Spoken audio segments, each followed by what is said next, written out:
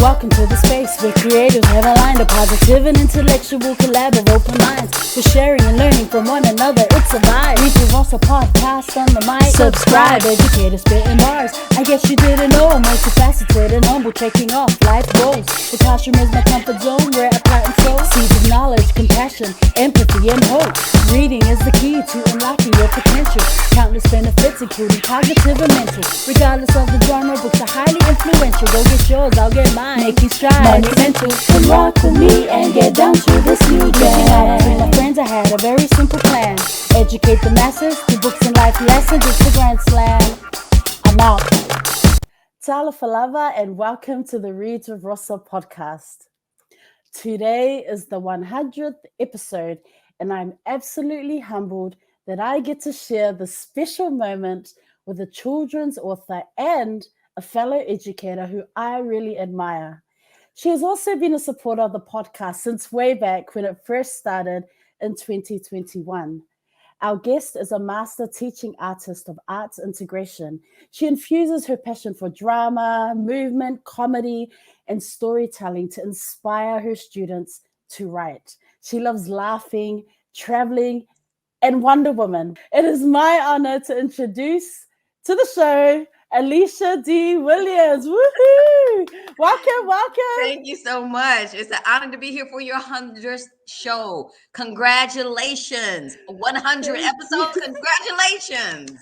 Thank you so much. I mean, it's a bit crazy. I don't even know how I feel about this whole, it's the 100th episode, but the fact that you were able to be here for this, I mean, it means a lot. So thank you. I'm so grateful. Thank you so much. Thank you. How are things in your part of the world? My part of the world is a little bit on fire. If you've been paying attention to the news, we're fighting to limit so many different freedoms. And so me as an author, I've been speaking, even though my books haven't been banned. This one particular fight out of all the others, but I've been speaking on book banning and been getting affected by everything that's going on. And so my part of the world is really making it smaller so I can create, because I'm so empathetic with all these different energies, and it's stifling me, or how can I say, it's suffocating me. Like I literally am emotional. And so I've been trying to protect my space as a creative, because I'm trying to figure out, how do I balance all this negative energy in the world with what I need to say, especially to empower children, to give them the courage to have their own voice. So I made it smaller, and one thing I have done is deleted TikTok. And I don't know if that is the right thing, because so much information is on there, and I'm not following every news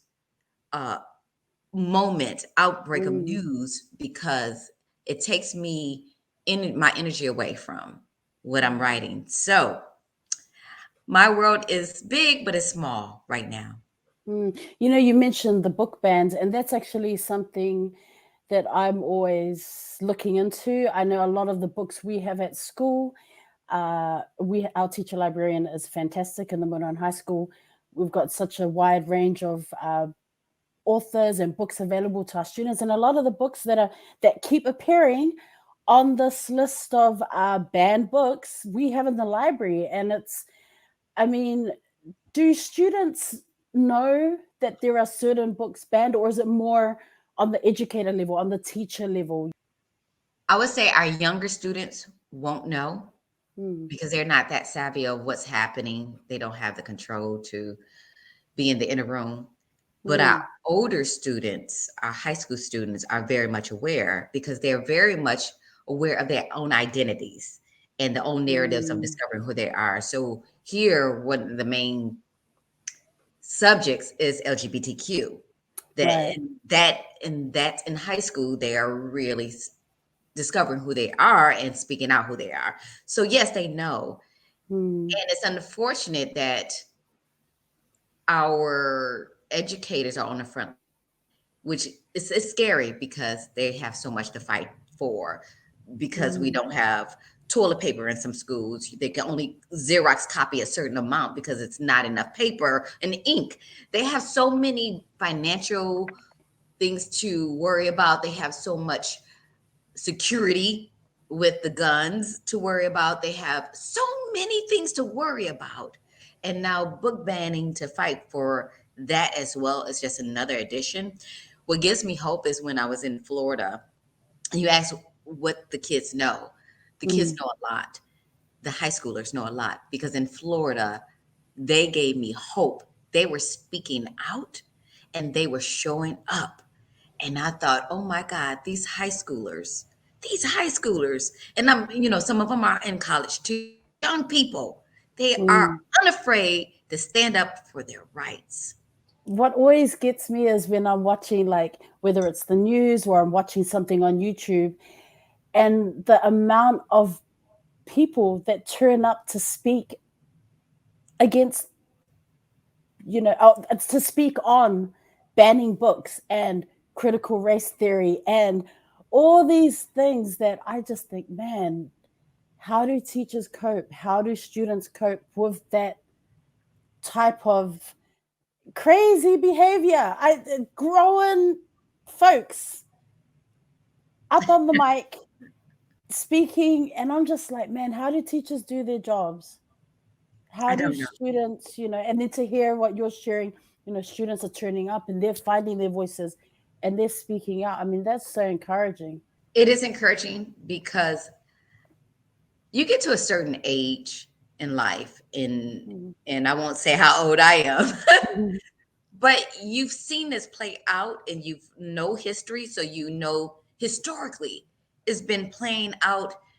The restrictions of freedoms have been playing Mm. out over and over. And once you think we've risen to a top a little bit, that we can rest and breathe and enjoy life for a moment, it's just everything is happening. And I play this Mm. game, Rosa, with myself because I love history. And Mm. I would play this game. What would I have done in this particular time of history?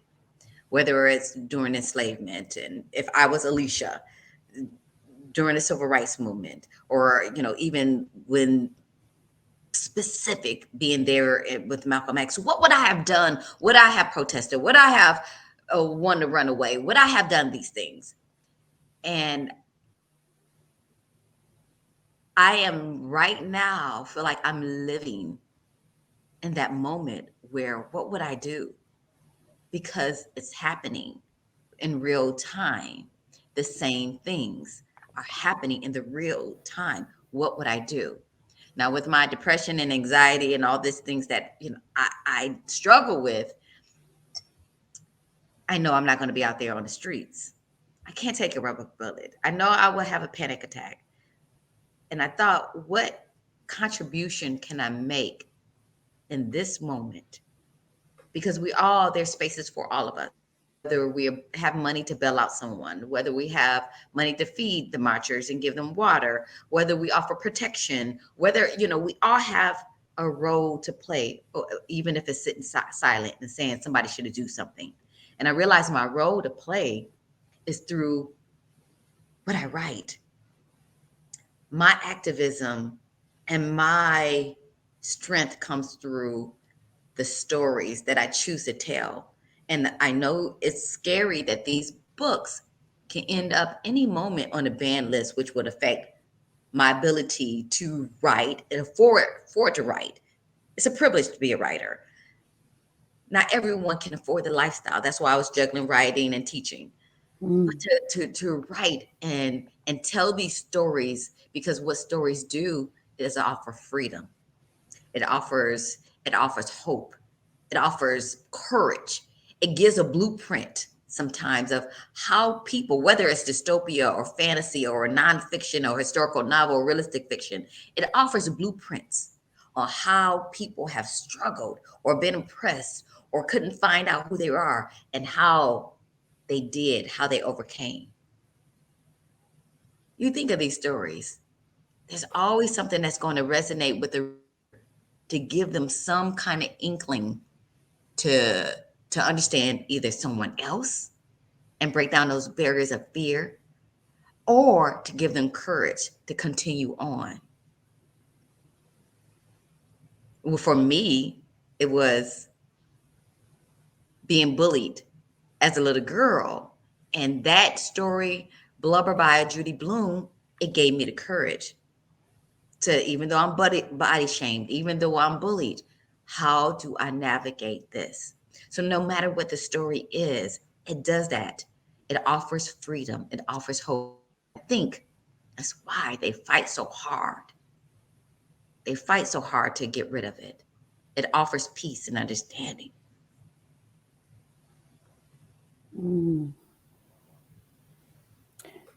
At what age, like, did you know that you were good at telling stories? Like, was it something that that love for writing stories, was that fostered during the time that you were in elementary school, or is it something that you discovered when you were in high school?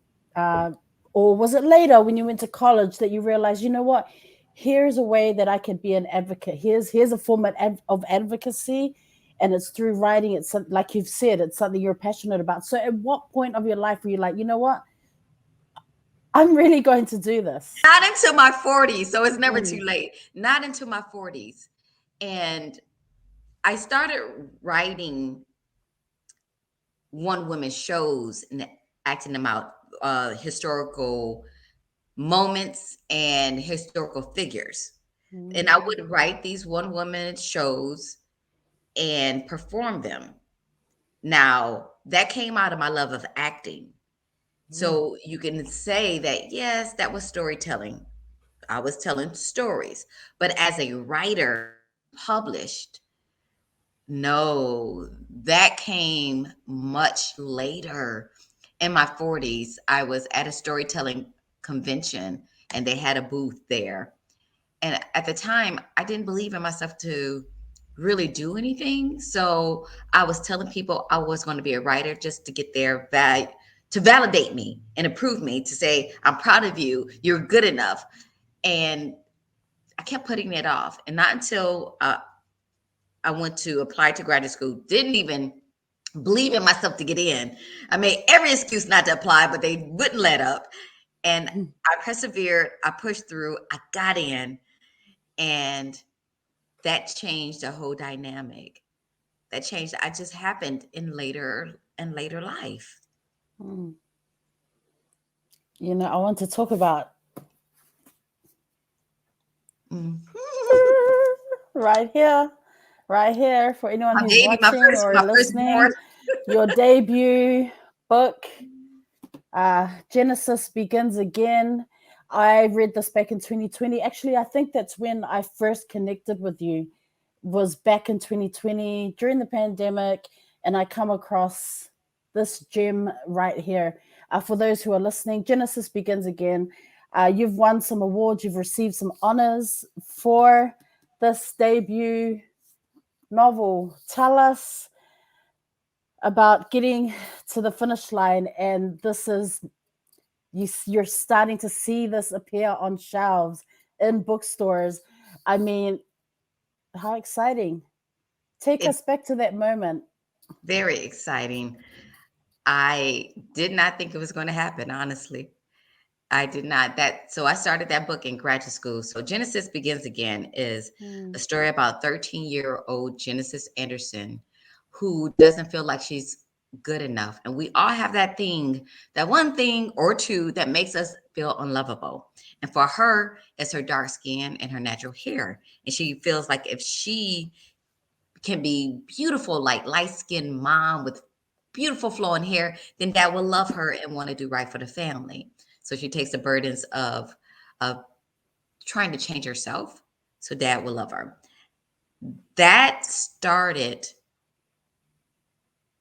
in graduate school, had no idea what I was writing. And I got the deal in 2015. It was supposed to come out in 2017. Rigorous.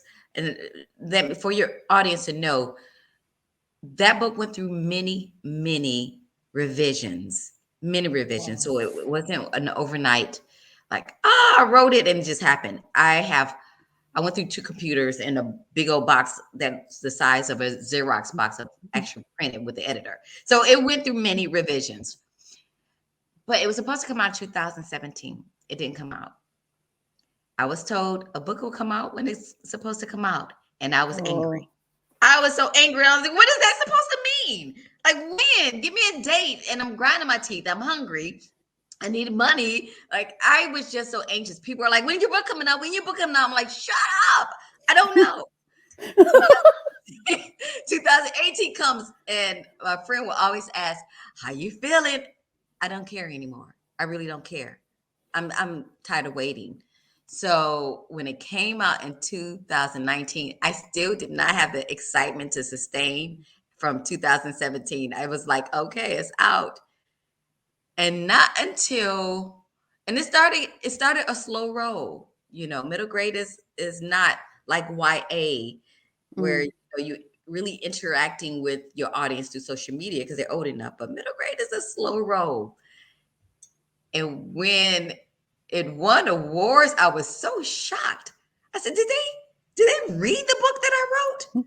Is that I just could not believe. What did they read? I just could not understand.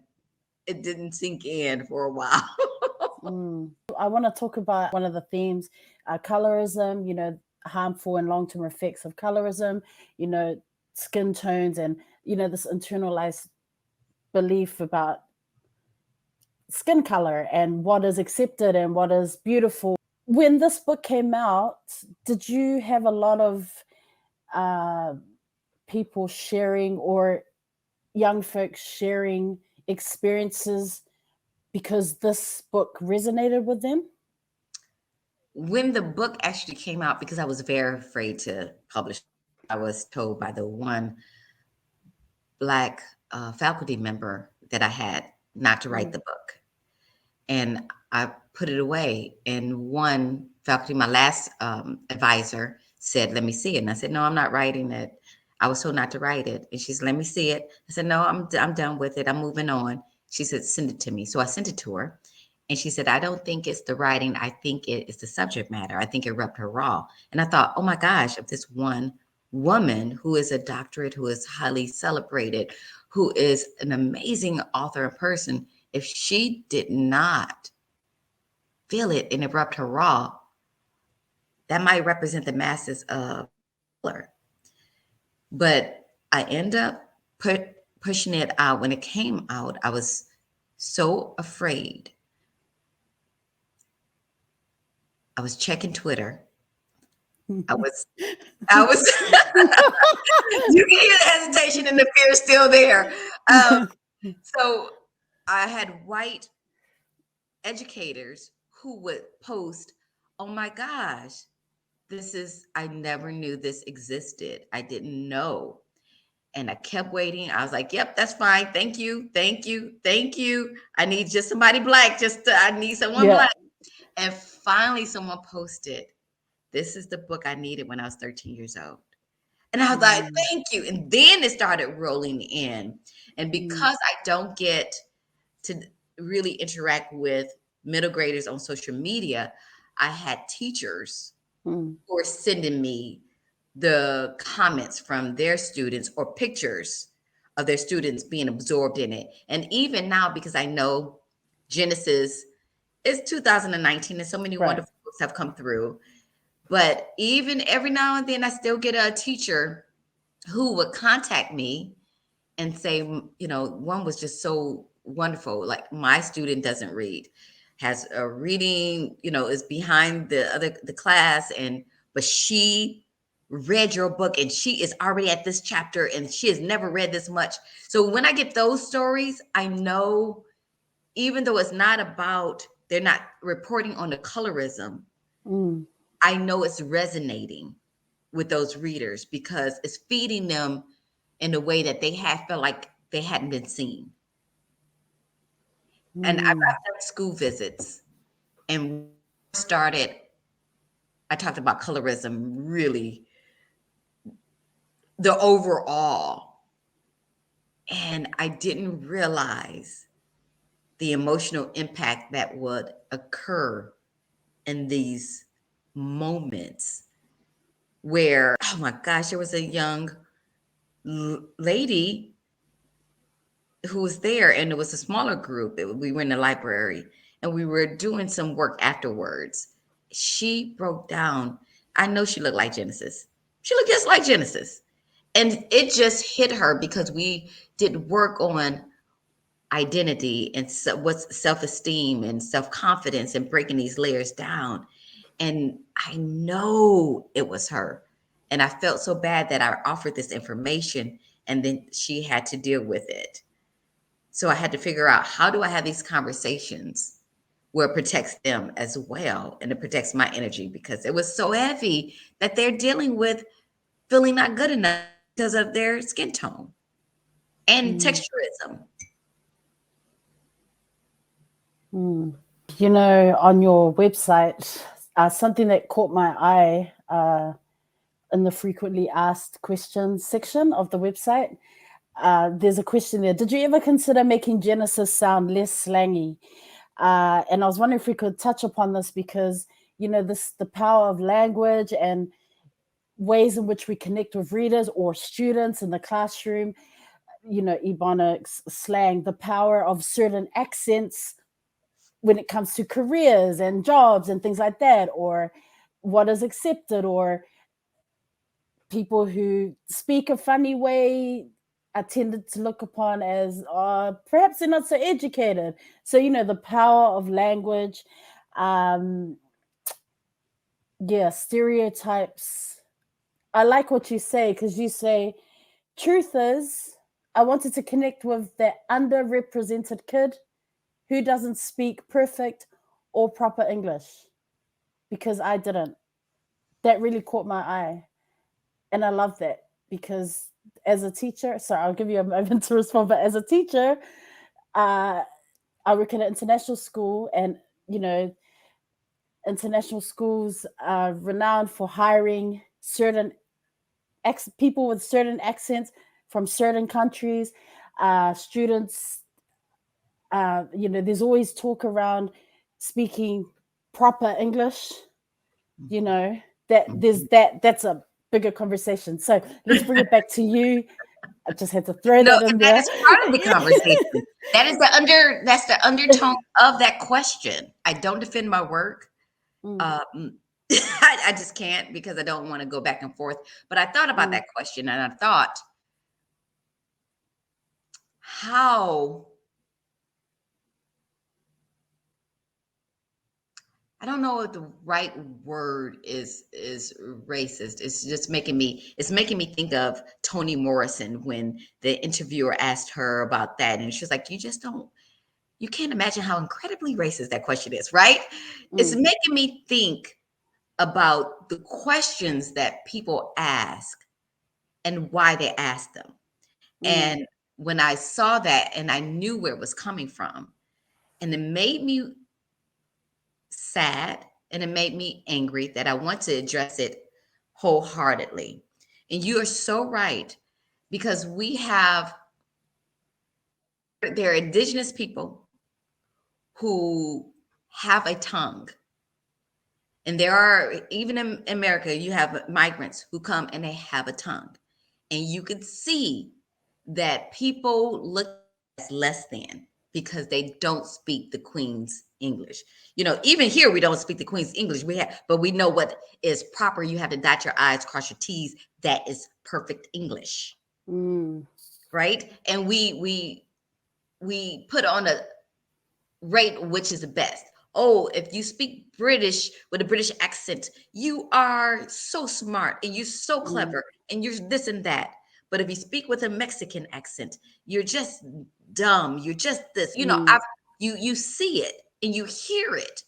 You don't have patience for certain accents. You don't have patience for certain people who speak Ebonics, because you deem them, just because they speak and not able to maybe code switch, because that's what we do when we're around certain places. We code switch. So because some people don't code switch and they speak, we deem them less than. And if you look at read any linguistics article or research, that tongue is a natural tongue.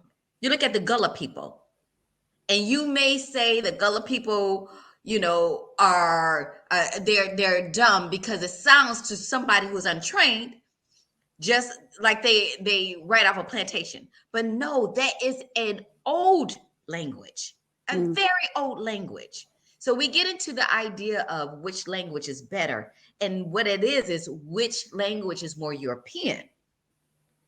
And the more European, is just like colorism, is you're smarter, you're not ghetto, you're not a thug, and you are whatever the adjectives you want to use, but we kind of rate.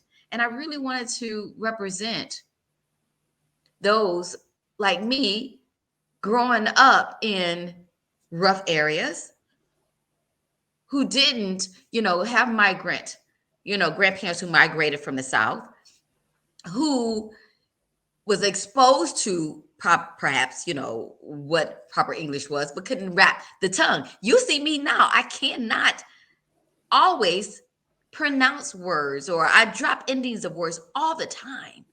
And I really did that because I want educators, I want readers to know that we all speak different. And to demonize someone because of the way they speak and not give them benefit of doubt that this might be even smarter than what you may have or talented, I just want to represent that person. I wanted to get this representation. Definitely representation. Yeah, the audiobook for Genesis Begins. Again, you read the audiobook. And I have to ask this, like, how important was it for you to do that? And not was the temptation there to kind of get someone else to read it, or were you like, oh no, I'm following this through, I'm going to do it? That came about where they sent me 3 different people when they said they're doing an audiobook, and they sent me 3 different people, all award winning, I'm sure, and they were so perfect diction, but I didn't know if they were going to capture the emotional essence of that with that perfect diction, if they were able to go there. And I'm sure they would. But I thought, hey, I've been doing one-woman shows. I went to acting school. I got this. Can I audition? I had to audition. And I remember, and it's so funny how you said what you said. I read from Genesis, recorded it, sent it out, and my agent said, well, you really don't speak that clear. You're not very clear in your words, in your diction, and there's things I just can't understand when you say it. And I thought, okay. So I went and highlighted every ending, and so I read it and I enunciated, and I tried to keep the same energy. And she said, oh no, just let's send in the first one. And so they sent in the first one, and I got it. I was still worried if people would say, oh, she can't talk. She just can't talk. But thank goodness that little medallion said, hey, yes, she can. So yes, that's a shout out with me. Even going to speech. I used to have to go to speech. Even that is so important to represent not on a, but on the audio. On the audio too, and for the audio awards to say, you know what, we recognize you. You didn't win, you're a finalist. I say, you know what, I won. Being recognized, I won. I didn't need to win. I love that you said that. I know that Audible, or the audiobook platforms, they have very strict guidelines in regards to how you should sound, breathe, all of that background noise.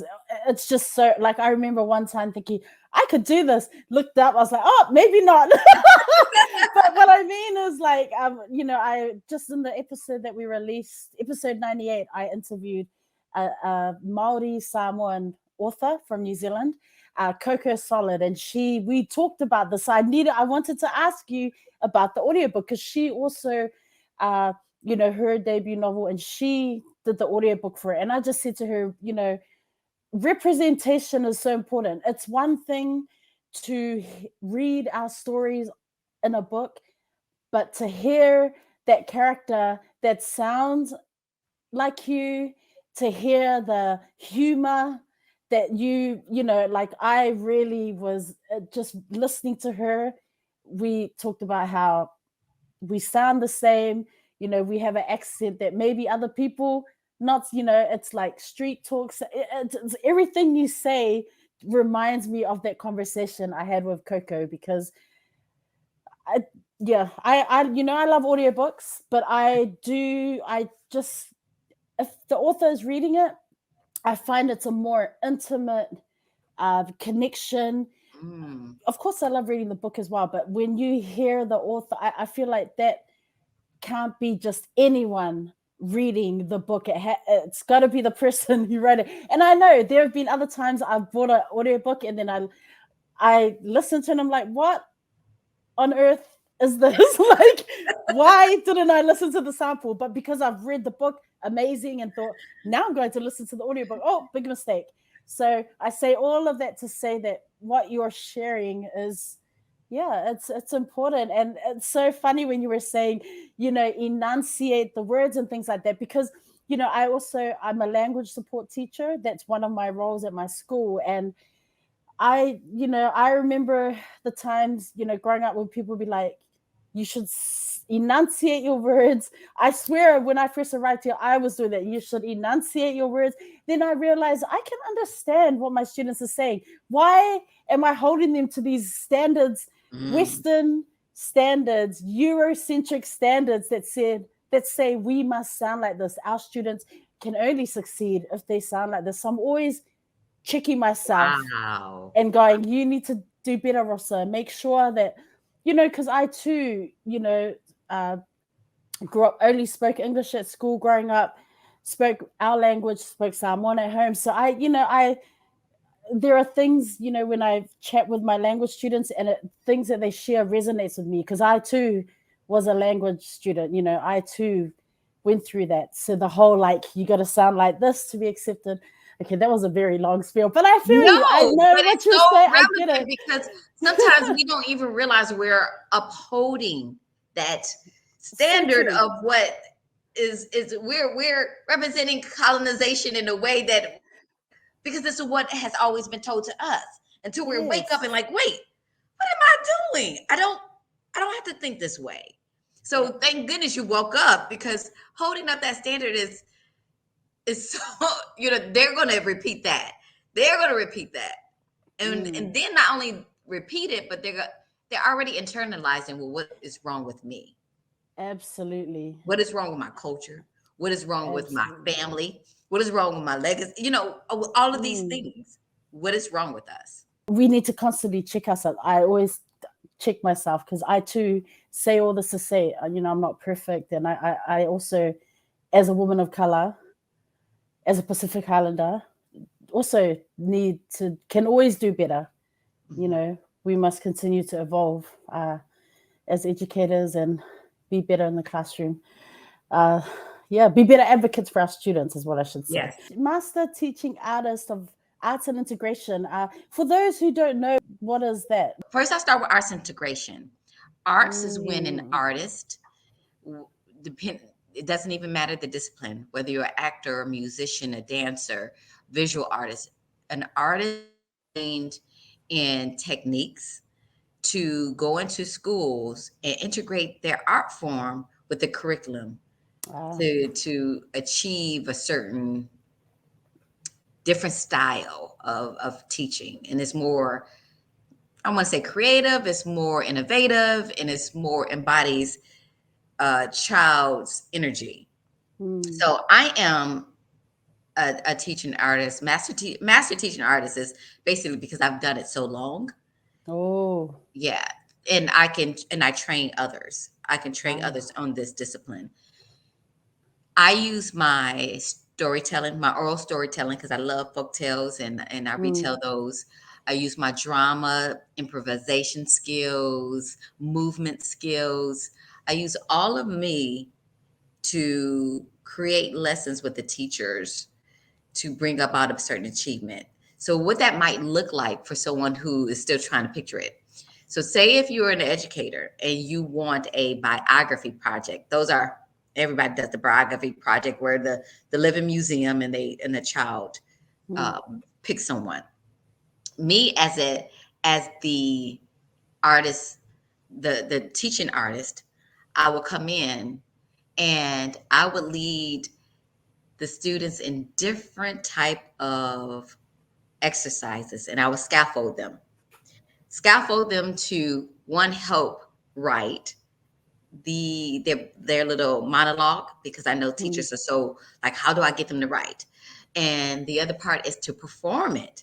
So I may say for focus, I may say the first day we're working with is focus. So I do some improv games on focus, freeze, undo this, freeze, and all of these exercise games on focus. And then every episode, I'm like, okay, now go write from this moment. So it's a lot of free writing in that. And I may say, okay, we're going to work with voice, and we're going to do some exercises for voice and in your character, and we're going to scale them, and we're going to do body movement, and we're going to do this and that. So this, when they're so ingrained in the play of it, that they're getting more and more into. Now you are that base, so you're Jackie Robinson, or you're your character. Now you at the hit, and you see the ball, and you see it coming, but it's so fast, and they're calling names at you, and you freeze. They're getting more and more in the character. And so what kids do, this is because I love writing too, is that I give them the opportunity to free write without checking it, and to find out who that character was as a person. Not, I was born in 1906 and I died in 1970 and I did, how it's typically done. But what was that person you think was afraid of? Have you been never that afraid? Getting them to connect with the person. So when they up there, they don't necessarily have to read it. They could just go off the emotions of and being so grained in that person. So I have all of these strategies, whether it's for first grade through fourth, or for the little ones, which is another type of wonder time for them. But yes, just bring in teaching curriculum in a different way. That's exciting, man. I'm as you were talking, I'm like thinking, okay, I'm a fly on the wall. What am I seeing? What am I hearing? That's what I'm thinking as you were taking us through that. There's so many different teachers have so creative that I've had so much fun with it. And unfortunately, the program ran out of money, and teachers don't have time to write grants. And I'll be speaking this month at a teachers conference, and I volunteered to teach them some strategies because they're inundated. And I just feel like these strategies, you have so many children who are behind in reading because of COVID. You have so many that can't sit still. And there's a reason. I have different ways to get the jiggles out. And even if you incorporate them or not, just know that they're there for you to use. Are you currently are you an author and speaker full time at the moment, or are you kind of balancing as well as in the classroom? No, I am speaking, and I'm happy to speak for anyone. But right now I'm a full-time author. I wanted to give, I just wanted to, I said, I'm going to take some time, and I'm going to see if I could do this. Live minimally right now, and I could do this. You don't need anything, just your laptop and your books right behind you. That's all you need. I know. Maybe some water and a couple of snacks, and you'll be fine. That's it. Yeah. What does your writing space look like? Do you have a particular space this is where I do my writing, or are you someone who just can go anywhere and just sit down and get in that space. I am one of those that can sit down pretty much anywhere and get in that space. So it really depends. I have an office, but for definitely to supposed to be used, but because I have more windows here and I can look at the squirrels bothering me, the squirrels and the birds. I write here Oh, so I can look outside. yes, And yes. if you Gotta have see that light, and you and know? my space is just very chaotic because I work on multiple ideas at the time, even though I keep saying one, but things crop up. So as I write, I'm like, oh yeah. And my writing process is always writing something down and rewriting like these false starts until I get going. I can write in a coffee shop. It just soothes me to write in a coffee shop. Sometimes I'll just move to the couch just to give my back a break. So I'm always trying to find something. Like right now, I feel like I need to be out the house. I need to find a spot outside of the house just to regenerate that creativity because I could get stagnant in the same space. Do you need, is it like quiet or music, or, or is it really like just depends on your mood and how you're feeling on a particular day? I hardly ever write in silence. My brain would take over. My brain would be like, oh, don't you need to wash? Hey, what happened to the other day? I cannot. So if I'm not, if I'm not listening to jazz, like Genesis was written definitely with, I start with John Coltrane's favorite things and let it go. So it would go to all John Coltrane and Miles Davis. So it'll be this whole lyrical energy in my background. And the last book I wrote, which will be out next year, I did a lot of binary beats for brainstorming and focus and study music. So yeah, I just got to have something to just make do do do do do. And I find sometimes that the rhythm of this scene is getting good, and it might be just the rhythm changing. What's a story that you'd like to write but hasn't been written? A story that I like to write that hasn't been written. Oh, because I got a whole notebook of stories that You're like, I have a folder of this stuff. Come on. I got a whole thing, and I'm like, please let me live long enough.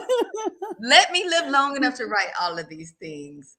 Like one, I really would like to write an adult novel, and a lot of authors that I read across all the genres. But I would love to write a saga, a family saga. And one is just simulating, just like, marinating in my spirit. And that's what stories do. They start and then they just marinate until it comes on out and is ready to be told. But this one I love. I don't know if you ever read Like Water for Chocolate. Like Water for Chocolate. No. Like Water for Chocolate is a story of three sisters and a mother. And, the youngest sister can't get married because she has to take care of the mother. That's the rule. And it's the story of all these three sisters. But the youngest sister has this gift where the emotions that she's feeling is embedded in the food that she cooks. And so like she was in lust, and everybody at the table was like, or she was angry and sad, and everybody's weeping. It was like magical realism, right? And I love that book. And there's a few books on, magical realistic books about food, like Chocolat. That and I would love to do something with food. I told this to a friend, and she said, "How are you going to do that if you don't cook?" And I was like, "I don't know." I was going to say, you're a great cook, aren't you? No, okay. I cook to eat. In my head, I'm cooking for a whole table of food in my head. But I was like, I gotta start falling in love with cooking again. Oh, that is, oh, you are so funny. um, so then, thinking about your journey as an author, as a writer, as a storyteller, what advice would you give for someone who is just starting out on this authorship journey? I think I know people get the same things, but read a lot and write no matter what. But I feel like right now in this moment, what I need to express is that you need to be open every day to new surprises, open every day to new curiosities, open to one, protect yourself and self-care. We go about with this idea of this is what I want and this is where I need to be and I need to do this, this, and this. And when we do that, we're so rigid because we're looking to the side of us and seeing what somebody is producing, who else is winning this award, how they're getting this. And it's so distracting that you miss out on life. You miss out on moments. So I want people to be open to this journey and realizing no matter where you go and how you get there, whether you zigzag there, whether you flow there to your way, just be open and invite surprises and observe people and feel life. It's no fun to sit behind a computer all day and just write. Some people do find that fun, but I feel like we're missing out on a lot. The world, like we started off this story, our interview, the world is on fire in so many parts of the world. We got climate change. We got this. We got, Republicans and Democrats over in the U.S. You got gun control. We got so much, and we would get so paralyzed in what's going on and trying to get there because we got a clock that we want to beat. That clock is going to be there. The world's going to always be on fire, but there's so much good that we got to seek out and be open to. And that's where stories come from. There was one more question I just remembered about your journey as an author thus far. In terms of the literary world and navigating, those spaces when it comes to like publish, the writing is the easy part. That's the part you enjoy doing. No, it's not. we're going to agree that it is. It's the part. Wink, wink. Tell that to the story that is fighting me right now. Like in terms of you are the storyteller, and then how do you navigate? I mean, are you still learning about the whole publishing and illustrations and book covers and the do's and the don'ts and the yes, that's great, no, that's not going to work?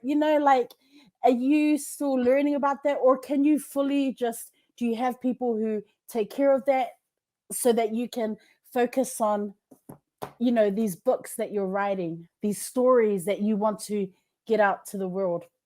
Yeah. You're so funny. I'm like, wait a minute, I'm working on a story now, it's kicking my butt. But one thing you realize, you don't have a lot of control. You don't have a lot of control over things. The cover, the publisher, the editor has a vision, most likely, and they want that vision of your book. You can have input, but not even the final say sometimes, depending on who you are. Even for illustrated, having a picture book, I never got to name any of my picture books, maybe the talk, but I never got to name my picture books. The editors named the picture books. Yes, my editor's like, hey, I got a name. Don't you love it? And you kind of say, yeah, I love it, and you don't meet the illustrator. The illustrator does their own thing. You don't even talk to the illustrator. So there's so many parts of it you just let go and you roll with. And there's parts that you do get involved, and you have an agent. So I have to call my agent like, hey, I'm very concerned about this, because your job is to write. And it's so hard to navigate social media and marketing your own work, and you trust that you do have to do. That's one of the hardest parts, because your reach so far. If you only have 2,000 followers compared to others who have thousands, your reach is only so far. And sometimes publishers don't market properly, especially books of color. They may choose a few, but it's not equitable on who gets pushed out there. So yeah, I think for many of us, we can get upset with some things that happen or don't happen. We can start advocating more for ourselves. And the other thing is, gotta write the next book and hope that it will push the other ones back on the list. Somebody will say, "Oh, I like her books. Let me see what else she's written." I see. So, you've got some picture books that you have. I really, I had to buy this because I love picture books. Like I always, when my students move from elementary into middle school, all of a sudden they think they're too cool. I'm like, no. Let's just have a visit. Let's go down to the elementary school library. There's so many amazing picture books, even for your age. Let's go down there. But I love picture books, and tell us about the ones that you've done. Like, are you wanting to write more picture books? I know you've got some other projects that you're working on, or stories, waiting to be. I kind of hid out in the picture book world for a little bit because Genesis it came out winning, and I thought, oh my gosh, I don't know how to do that again. What if they don't like what I write again? But I also hid out as well because I love picture books and some beautiful art for my walls. Some original art, but it doesn't work that way. But I love Zora Neale Hurston. So The Jump at the Sun is Zora Neale Hurston. And oh my goodness, that is probably my favorite picture book, because it allowed me to try to capture Zora's storytelling essence in a way that hasn't been done on the page before for picture books. And they didn't make me stick to a structure. I know picture book biographies are linear, from birth to death, but I got to play with the text. I like it to make it prosy, I got to make it flowery with the storytelling voice and with the speech bubbles. And I feel like Jacqueline's illustrations, she just, oh my goodness, metaphors in there that I would have never thought of. She had her own storytelling. Yes. To have her explain how she wrote that, illustrated it. She went to the Everglades. She took a road trip like Zora to see what Zora saw, and to imagine what it was like at that time. She did so much. And I thought I just wanted that book to be recognized more. Hopefully it will be, it's a slow burn. Shirley Chisholm, I was starving because Genesis was taking so long to come out, and I thought, okay, I'll write this. And I started it in graduate school, and it was so horrible that she said, no, just take a break from picture book biographies. But I pulled it back out, and it only sold because there was whispers of Viola Davis writing doing a buyout. And since then, everybody, there's so many people who have a Shirley Chisholm picture book, which is great. She deserves it. But I panicked in writing that because I thought, oh my gosh, I don't know how other people are telling that story. If we're all on the same resource, her biography, how are we going to tell that story? And so I scared the editor, and I just scrapped it. I was like, I'm about to study picture books. I got a lot of picture books, and like, what do I like about them? What makes them work? And I wanted the theme of how those, as an educator, I knew that those girls who were bossy, like, you're not gonna have friends because you're too bossy, right? We had these labels like, well, you need to stop bossing them around, and they don't play up with you on the playground. That's why, like these labels. And I wanted how Shirley had all these labels. Guess what? she bust through those labels and made them a negative to positive. And so that was the connecting line that I wanted to share with Shirley. Now the talk. Now I may not do another picture book biography. Those are too much research and time and but the talk came to me as a gift. I was already we know in America and actually I'm learning all around it in Australia, everywhere we have to give our black and brown children the talk on how to survive in the streets. They're not going to look at you and that, you're not going to be the cute boy anymore. You're going to be a monster. You're going to be scary. So we give them a talk.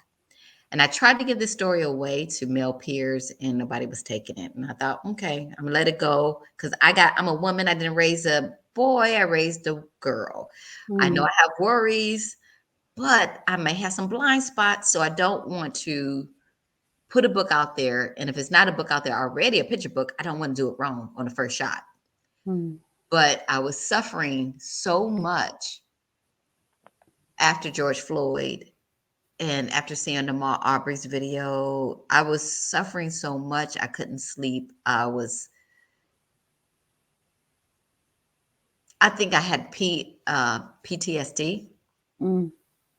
And actually, once night I was able to sleep. And the little boy woke me up. He was like, look at my shoes. I run super duper fast. Look at this. I run through that. I was like, oh my gosh, I just want to sleep. I'm so tired. And finally I got up, turned on the light. I was like, what else? Okay. So everything came with a warning. And so that next morning I typed it up and I sent it off to my agent. I was like, this came to me last night as, what are your thoughts? Should I pursue it? Should I work on it or not? And she said, oh, I think we need to send this off. And I was like, whoa. I need to put a pattern with it a little bit. Like, she was like, no, I think it's good enough. Send it off. That's the first and only book that I've ever written that came to me. And it was like, let's get it done. I mean, we tweaked it with the editor, but I knew how I wanted it. And it's just sad that we have to have it. You mentioned, because you have a daughter, and I wonder, how different is the talk that you need to give to a daughter as opposed to a son? Or is it really, it's along the same lines? It's along the same lines. So with the talk, though, we have to realize it comes all at different times. A lot of times it's not, and it's always reminders, and it's all sometimes new. When we were shopping in Charleston and going into a boutique, I was like, oh, whoa, you can't reach in your purse or your pockets. Go in the middle aisle where everybody can see you, because I don't want anybody to think you're stealing. You can't be on the side of the aisle stealing. I mean, reaching in. Or, when she went off to college and she was driving, or, here's the talk. When she was in an internship in a different state, I said, keep your cell phone on, because people are going to think, I don't want anybody claiming or looking suspicious going through the back door. So keep your cell phone on, keep it charged, whatever. I mean, it's different occurrences as it happens. It may be a little bit more intense for boys, because boys are always, my daughter was a homebody. So that talk is different. But now boys are out playing basketball and they gather in groups. That talk is a little bit more. And they placed, even this friend had to give her son the talk, and he's only in first grade, because he pushed another little boy at a predominantly white soccer game, and they were like, he's too big to be pushing it. And here, let's have the talk. So it's always evolving. It's the same talk since slavery. It's the same talk since Jim Crow. It's just always like, add this on the list too. We can't do this. We can't do that. We can't breathe in public. We can't sit at Starbucks. It's just always a different talk. And even now she's going as an adult, going to Florida. I said, hey, they just passed these new gun laws. They could carry guns, and you don't have to have a permit. Honey, I need to, do not go out with these friends, because you the black one, and there's only 2 black ones of y'all. Don't go out, and you can't do this and that, so it's always as long as these things keep happening, these our warnings keep evolving. It just keeps going on. In terms of self-care and, mental health, like how do you, I mean, I know you love to dance. I know you love to do many, many things that is not just, at least you're not boxed into this, like, she just does this. You do many things. You wear many hats. And in terms of self-care uh, and looking after yourself, like, what are some of your favorite things to do? Yeah, I do love to dance. I don't teach dance fitness anymore. I'm kind of my hips don't work as I'm just not gonna do it. But I do love to dance, and I mean, exercise, going for walks, being out on the greenway, which is just more trees and everything. That helps. And I listen to not music, but empowering podcasts or speakers, and just those who are really talking about taking care of yourself. So there's that always reminder. I'm working on meditating because my brain is always so active, but I do sit there and try to quiet my brain. Oh my gosh. I know. One of my favorite things, I mean, I love going, I love going to out, having a good meal. But one of my favorite self-care things is, it's so cliche, but I am one to sit in the tub for at least 2 hours. And I think that's where my best meditation comes. And I would do my I am, mantras. I am beautiful. I am loved. I am lovable. I would light my candle and I would have the, meditation music in the back. And I would give myself these talks and reason out. And sometimes I'm working, speech ideas come to me in case somebody wants to ask me to speak. These things come out, but then I just build myself up, because the world constantly puts you in this fear-mongering place, or they want to tell you you're not beautiful enough, whatever is feeding us through these different outlets. I take those 2 hours, minimum 2 hours, and I build myself back up. And a good book. Oh my goodness. If I can get an escape in a good book, yes. Oh, I love that. Book recommendations, since you mentioned a good book. Book recommendations, something, what would you like to share with our audience? For me to get lost in the book, it's got to be the setting I got to feel like I'm walking through, like, I will always stand by Salvage the Bones by Jesmyn Ward. If I can do what she does, oh my goodness, I am right there and even though that could be hard read for some people because of the dog fighting, I totally understood the characters' longings and their wants. But I just picked up from the library, because this is a dual narrative. It's called Dreamland Burning by Jennifer Latham. And I am enjoying it. It's, present day girl who lives in Tulsa finds a skeleton. They excavated, they're doing remodeling, and there's this that she's got to find out who did that, who's killed on that property. And then the voice from the past, this young white guy who is just getting in all kinds of stuff. And I'm like, oh, this is a pretty good mystery. So I'm getting absorbed. I'll look that up. I'm gonna look that up. Have you ever? Are you a fangirl of authors? And like, have you ever met an author where you're like, oh my goodness, I'm such a fangirl? Or do you know? Like, no. You know what? I have, and I think some of them was based on because everybody else was fanning them. And I was like, oh, in their presence. And I think that was one, Jason Reynolds, because everybody was. Oh my gosh, I love Jason Reynolds. I was going and to I was ask like, you, met. I couldn't. And I was like, what the? My brain was like, if you don't calm down, what is wrong with you? And I'm just like, and I was so brand new. I was so brand new that I was like, how am I in this space? Because we have the same editor. And my editor said, I will sit you next to him at the breakfast if you can Oh. handle yourself. I was like, I can handle myself, but I mean, because he has such a aura about him, a presence about him. Yeah, I was kind of like, okay. But now I think I could be chill a little bit now. I think if I ever met 𝐄𝐩𝐢𝐬𝐸𝐸, if I pronounced that right, or of course Jasmine Ward, I would not uproot because I am so in love with that woman and what she does. Yeah, there's a few people that I would just definitely like go gaga over. There's a few people that I go gaga over, but I've never met them. I think, yeah. I'm a fan of Elizabeth Acevedo's, and I don't know if I'll be I able know, me too. I'm like, hi. I know one time she liked one of my things. I was like, you saw something? I'm like, oh my gosh. I was almost wanting to screenshot it. That is so cool. Okay, get a grip, Rosa. Get a grip. Focus. Upcoming projects. Anything that you can talk about, or are we just kind of like let's stay? I'm excited about this project.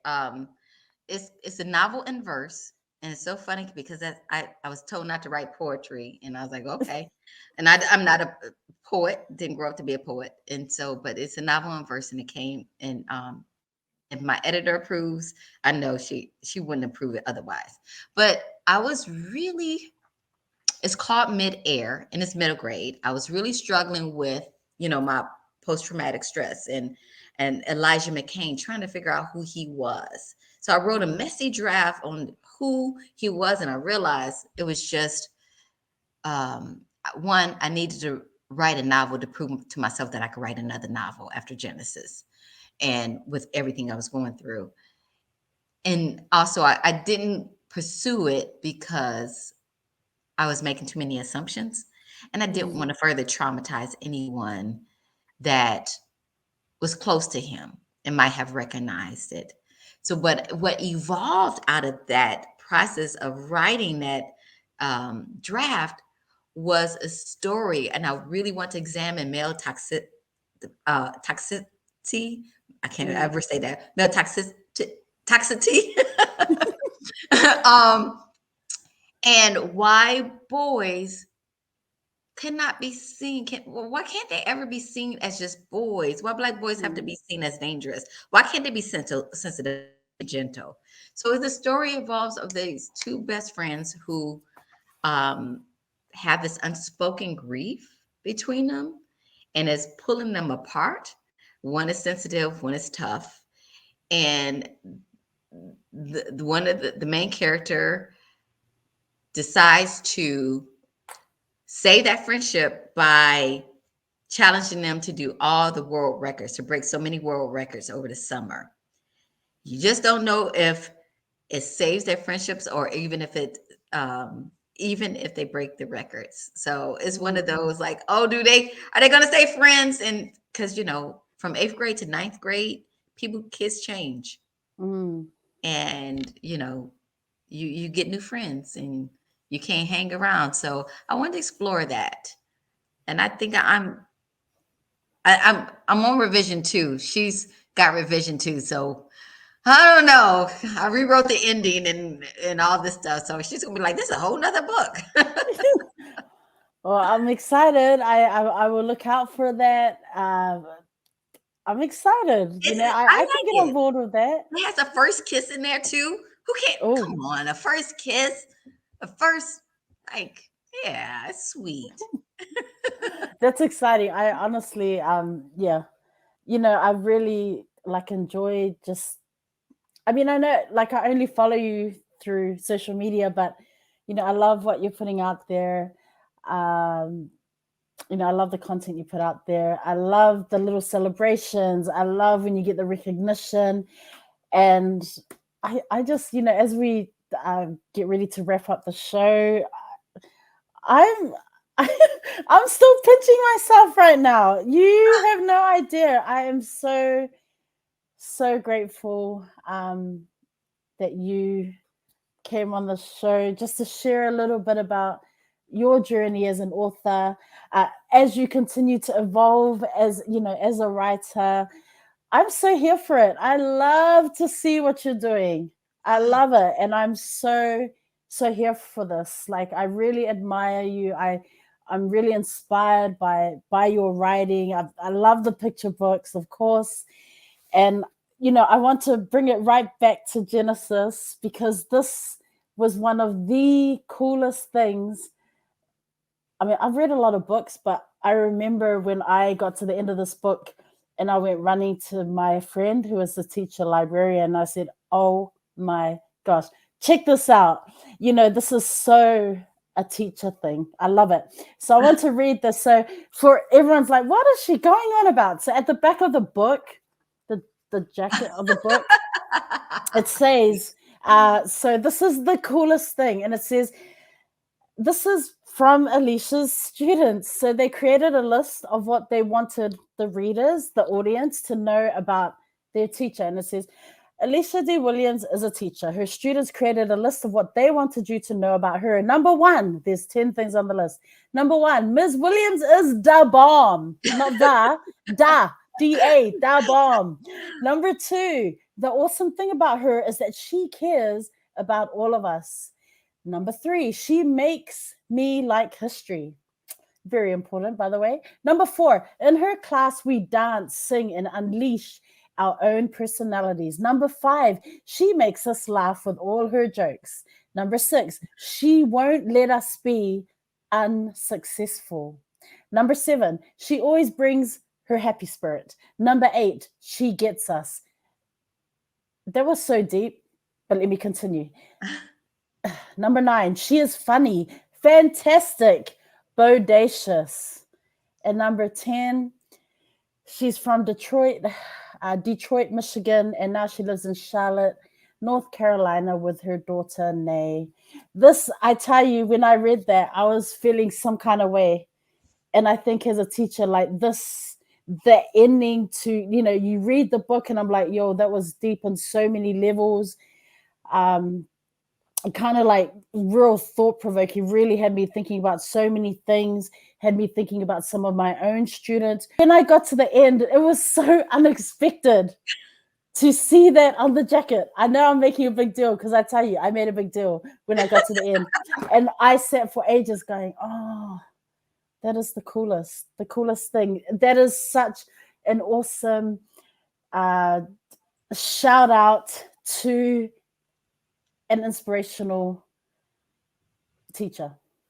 My sixth graders, they filled up, two different classes filled up the entire boards all around the room. They had so much fun, and I took pictures of it and tried to compile it. We're like, well, you know, we can't put all of this in the book. We have to kind of scrunch it down. So every single one of them takes credit for saying the bomb and bodacious. I'm like, you know, you didn't say the bomb, but okay, I'm gonna give it to you. Like, they all take credit, like each, you know, that they did it. But those were my sixth graders who did that. And so, you know, it was important for me just to, you know, wrap up what I've got to say by reading that, you know, as a fellow educator, just to say, you know, I look forward to continuing to follow your journey as an author, as a writer. And I am just excited to know that you're out there advocating for young folks, you know, for Black children, for BIPOC children, through your writing, through their teachers who come to things where you know, events where you speak at. And I love to see it keep shining, keep thriving. I'm here for it. Oh gosh, the pressure. I really am honored to be on your show, and I'm just tickled pink and brown that you think the world of me like that. So I appreciate it. You have filled my gratitude bucket, and I just want your viewers, your listeners, to know that there's certain things that I leave with my students. And since we really honed in on Genesis, these are the 3 gems that I want you to remember. No matter what anybody tells you, you are good enough, just as you are.